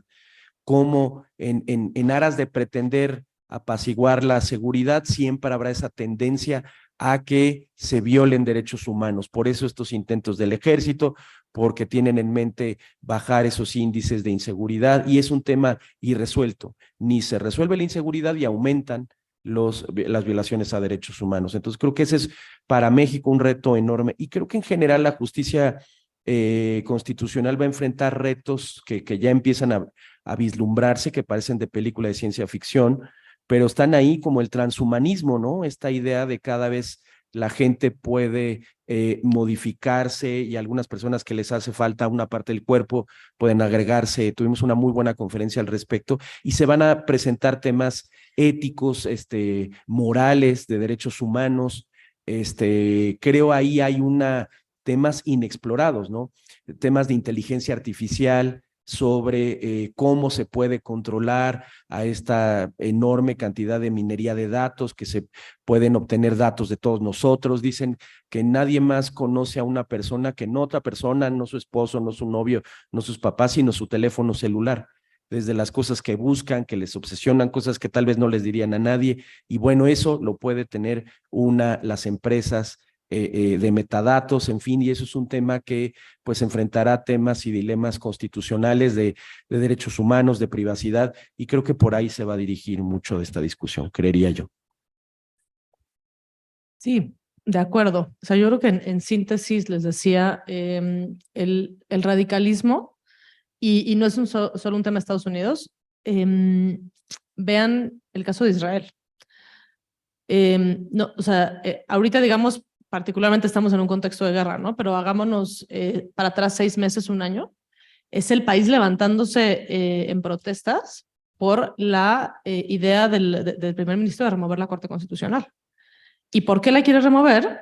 Pues porque, o sea, porque sabe que está muy cercano a que lo quitaran por escándalos de corrupción. Entonces, o sea, frente a todo este push del radicalismo, el radicalismo acrecentado por las redes sociales, a la par de la inteligencia artificial, la necesidad de regular la inteligencia artificial es un tema central.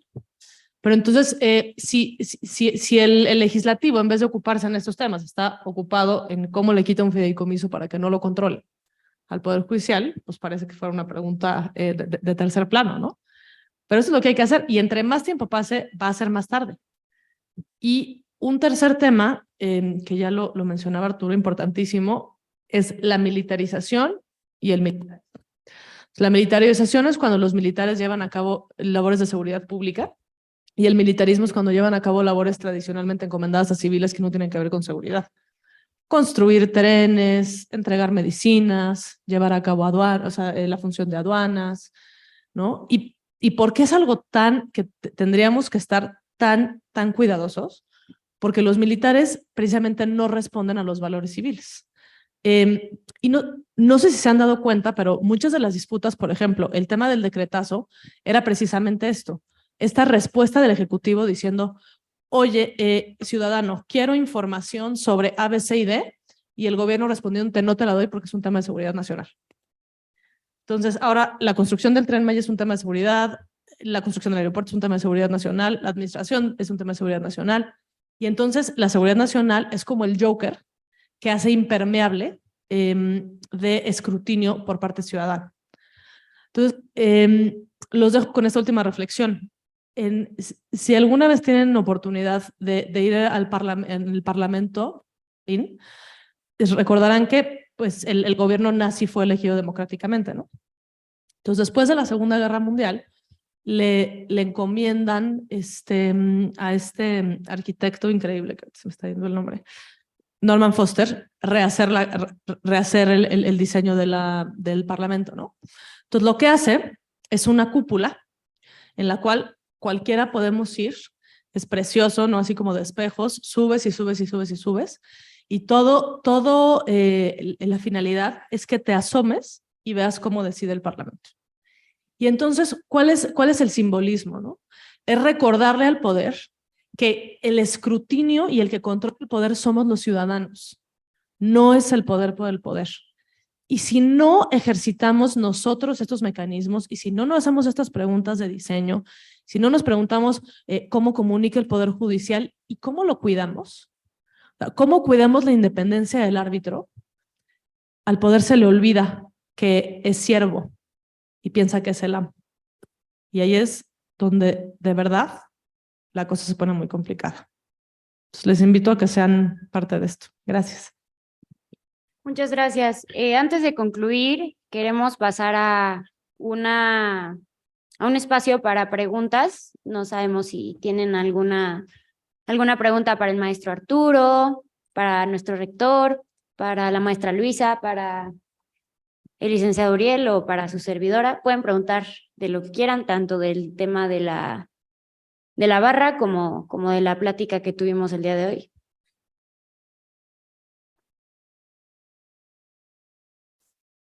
Gracias. Adelante. Gracias a todos, al maestro rector y a todos los miembros del presidium.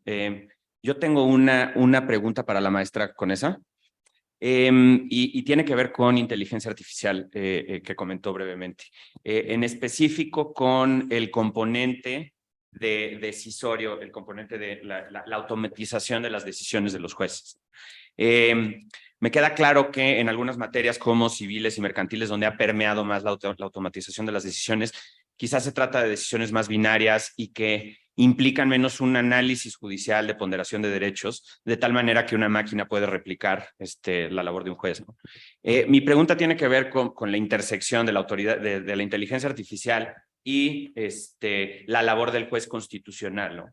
En concreto, mi pregunta para la maestra es si ella prevé o ella cree que la automatización de la decisión del juez constitucional va a ser benéfica para los justiciables. Es decir, si la automatización de las decisiones podemos esperar decisiones más garantistas, más progresistas, más protectoras de derechos humanos, o si se van a limitar estas protecciones, ¿no? Esa es mi pregunta. Sí. Muchas gracias a todos. Yo creo que va a ser un tema de cómo se diseña el sistema, cómo se vaya perfeccionando y sobre todo esta parte que les digo de cómo lo vas corrigiendo, ¿no? O sea, digamos, si yo ahorita le digo pensemos, ¿no? O sea, pensemos en casos fáciles, casos difíciles y casos trágicos, ¿no? El caso fácil es en donde hay una aplicación clara, y clara en sentido amplio, pero bueno, una aplicación clara de la regla a un caso concreto, ¿no? Entonces, digamos, la regla es, si hay una jurisprudencia que decida, una jurisprudencia obligatoria, bueno, ya no hay un precedente obligatorio que decida el asunto, entonces debe aplicarse en todos los casos, ¿no? Entonces, tú, por ejemplo, tienes un caso fiscal, en donde ya se declaró la inconstitucionalidad del artículo 32 de la Ley de Impuestos sobre la Renta. En un caso así, a priori, donde hay caso claro y aplicación de regla clara, pues podría ser benéfico, ¿no? O sea, digamos, estos serían los casos que serían más fáciles de resolver y de entrenar. Y esto, pues, o sea, podría ser muy bueno, porque o sea, si tú, precisamente desde un lugar de igualdad en la aplicación de la ley de seguridad jurídica, tienes un asunto donde sabes que hay una jurisprudencia, pues deberías de tener esa seguridad de que se va a aplicar una jurisprudencia, porque en ocasiones hay jurisprudencia y no se aplica. Entonces, esto sería pues un caso fácil, ¿no? O un caso deseable. Luego tienes los casos difíciles, que sería una colisión entre una regla y un principio. Entonces, tienes, por ejemplo, les voy a decir el típico caso de Riggs versus Palmer, ¿no? Riggs versus Palmer, que es el que siempre se estudia en clase, hay una regla que dice para la sucesión legítima, ¿no? Si no hay un testamento, la sucesión debe darse siguiendo determinadas reglas, como en línea descendente, en primer grado, Entonces, este muchacho mata a sus abuelos para obtener la herencia. En la aplicación de la regla, al caso concreto, digamos, el algoritmo diría, oye, ¿hay testamento? No. ¿Hay descendientes en primera línea? Sí. el descendiente es el nieto tiene derecho a la herencia. Así lo resolvería el algoritmo, lo resolvería como un caso fácil, ¿no? Pero en realidad es un caso difícil. ¿Por qué? Porque hay una laguna axiológica. No es que el derecho no te ofrezca una decisión, sino la decisión que te ofrece, el juez la observa y le parece que es incompatible con el resto del sistema. ¿Por qué? Porque en este caso, bueno, pues hay un principio fundamental del derecho que es que nadie puede beneficiarse de su propio delito. Entonces el juez dice, si bien es cierto hay una regla, yo voy a inaplicar esta regla en favor de este principio. Entonces, digamos, este sería un segundo grado de casos. Oye, ¿que el algoritmo lo puede aprender? Claro, ¿no? Pues mira, estas son las reglas, estos son los principios, entonces el algoritmo decidiría que lo inaplica. Y ahora, esta tercera grada, que son los casos trágicos, que son colisión de principios. Entonces, por ejemplo, derecho al honor versus derecho a la información, ¿no? Derecho a la privacidad, derecho a la información. Este caso también como de los típicos de estudio de Paquirri, el torero que, o sea, que en España está toreando, lo cuerna el toro, lo llevan a la sala de urgencias, se meten los medios y graban cómo lo están operando y cómo se muere, ¿no? Entonces, la sucesión, que es, si no me equivoco, Isabel Pantoja, va en contra de los medios hablando de este derecho a la privacidad y un derecho a la muerte digna. Entonces, estos dos principios no están ponderados a priori, ¿no? O sea, es lo propio del principio, que no tiene un peso específico y para cada caso lo aplicas. Probablemente al algoritmo también le puedas sofisticar y darle todas estas directrices sobre cómo maximizar. O, por ejemplo, decir el algoritmo, en todos los casos tendrás que buscar la interpretación que sea más favorable, ¿no? O sea, le tendrás que enseñar el primero constitucional.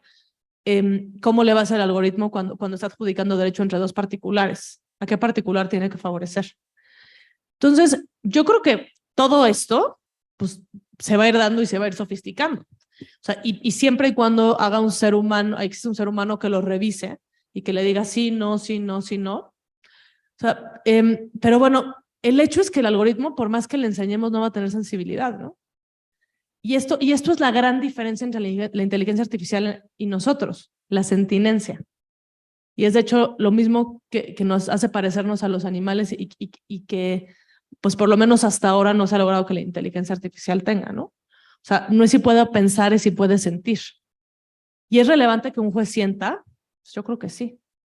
Los invito a leer una novelita chiquita padrísima de Miguel Bonilla, que es un magistrado, que se llama Los jueces eléctricos, que precisamente habla de toda esta evolución.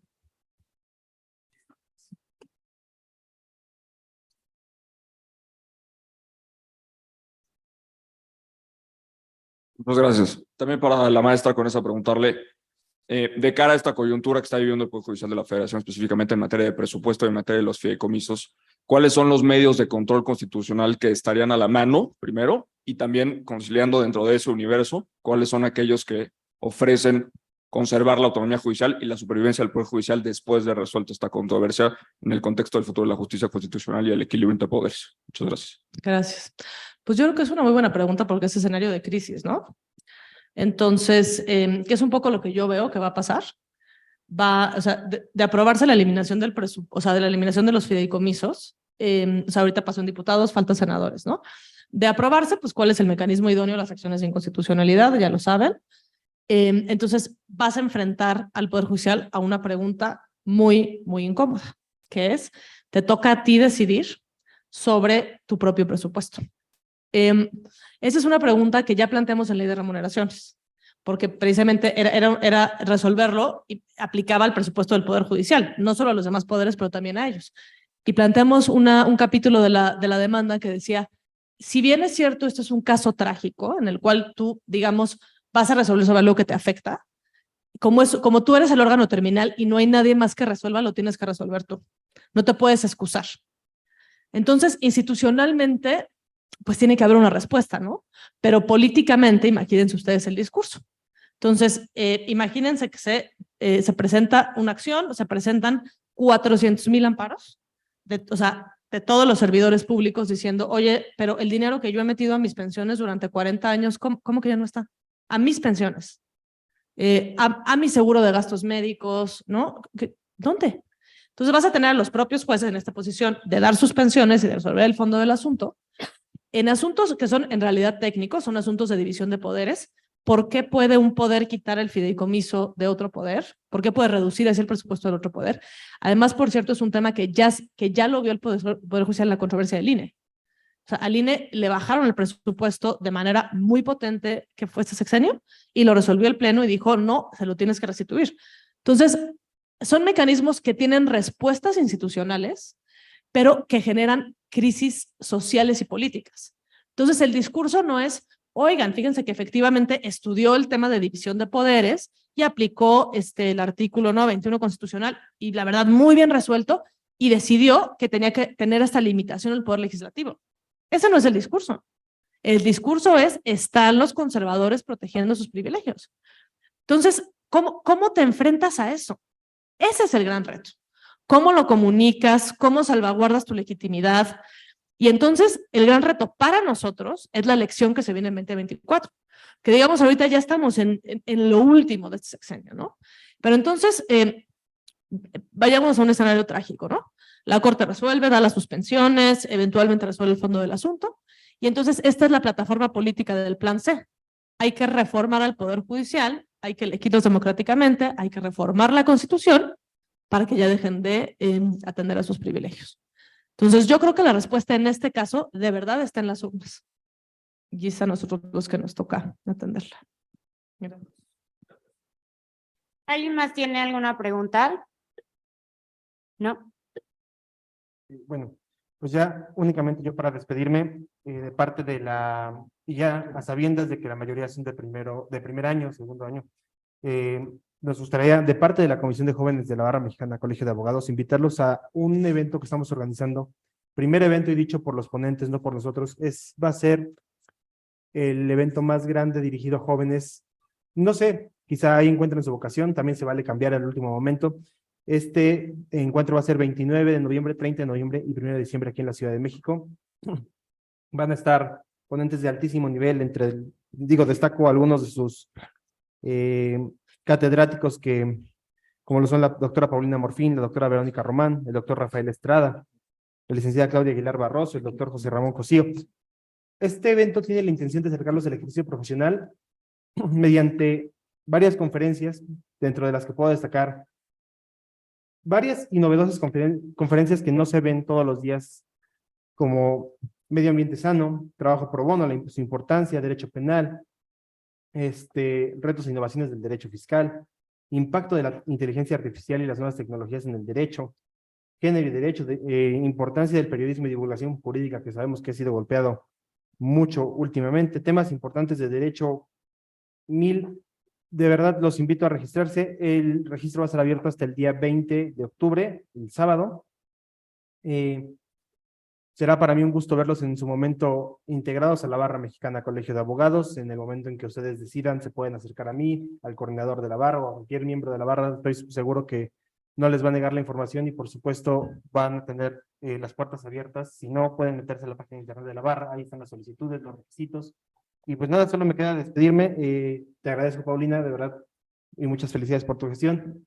Maestro rector, por favor, maestros, de verdad, qué gusto estar aquí esta mañana. Muchísimas gracias. Muchas gracias, Uriel. Y antes de darle la palabra al señor rector, para ya despedirnos, pues agradezco a todos por acompañarnos el día de hoy. Agradezco a Uriel que vino en nombre de la Comisión de Jóvenes de la Barra Mexicana, Colegio de Abogados, quien les extendió ya la invitación tanto a sus eventos como a pertenecer al colegio como aspirantes. Gracias a la Escuela Libre de Derecho, que quién mejor que representar a la escuela que nuestro querido rector que nos acompaña. Gracias a la brillante maestra Luisa. Gracias también a nuestro querido maestro Arturo por acompañarnos. Un tema importante, paradigmático, que deja una gran responsabilidad en nuestras manos. Y bueno, finalmente, como presidenta de la Sociedad de Alumnas y Alumnos de la Escuela Libre de Derecho, me despido de ustedes. Este evento está siendo transmitido en vivo, por eso también va dirigido a toda la comunidad estudiantil, a alumnos, maestros, exalumnos, egresados. Fue para mí un honor y un privilegio haber haber sido recibida como presidenta de la Sociedad de Alumnos desde hace un año. Créanme que creo que yo recibí más de lo que se pueden imaginar, más de lo que a lo mejor yo pude aportarle a la comunidad estudiantil, tanto como abogada, como ser humano. Aprendí mucho de mi equipo, de la sociedad de alumnos, y aprendí mucho de la comunidad estudiantil. Y también la propia sociedad de alumnos me enseñó a que, independientemente de que nosotros estemos estudiando como alumnos y a lo mejor en primero, segundo, tercero ya entremos a trabajar, que después de estos 5 años de carrera en los que la libre se vuelve su vida, hay muchas cosas detrás de ese librito rojo que van a entregar cuando hagan su tesis profesional. Hay toda una vida después de la libre. Entonces, si me permiten darles un consejo al despedirme de ustedes, como amiga, como ex estudiante, ahora abogada, es que no abandonen su esencia como personas.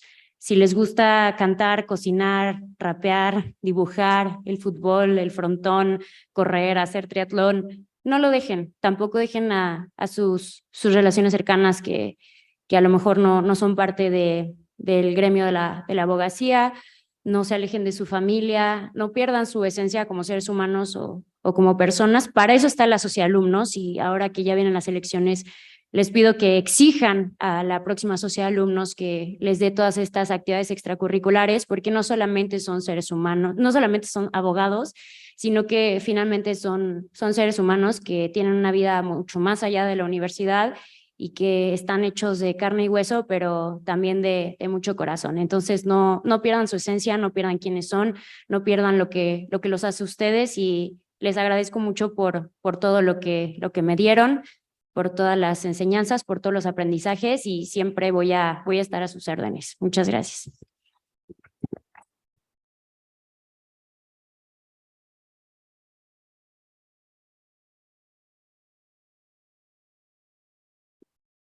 Luis Arturo, felicidades. La verdad es que extraordinarias ponencias. La verdad es que muy actuales en la problemática que estamos viviendo. Creo que los mensajes son muy claros. Paulina, felicidades. Concluyes esta trayectoria a la cabeza de la Sociedad de Alumnos. Felicidades. Gracias a la Barra Mexicana por conducto de la Comisión de Jóvenes Abogados de participar con nosotros en la escuela. Como conclusión, ¿qué podríamos decir?